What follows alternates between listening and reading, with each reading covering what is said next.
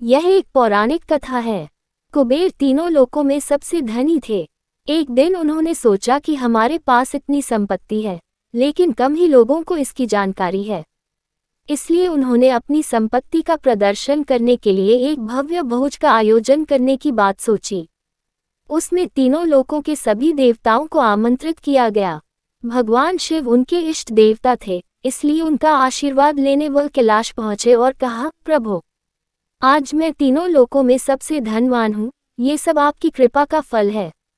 अपने निवास पर एक भोज का आयोजन करने जा रहा हूँ। कृपया आप परिवार सहित भोज में पधारने की कृपा करें। भगवान शिव कुबेर के मन का अहंकार ताड़ गए। बोले, वत्स, मैं बूढ़ा हो चला हूँ, कहीं बाहर नहीं जाता। कुबेर गिड़गिड़ाने लगे, भगवान, आपके बगैर तो मेरा सारा आयोजन बेकार चला जाएगा। तब शिव जी ने कहा, एक उपाय है।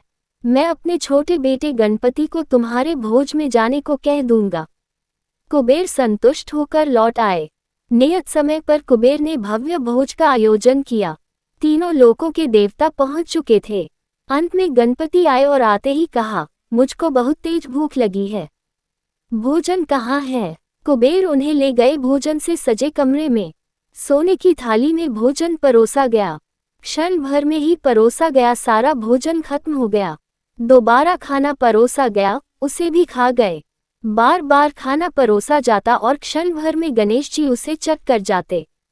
थोड़ी ही देर में हजारों लोगों के लिए बना भोजन खत्म हो गया, लेकिन गणपति का पेट नहीं भरा।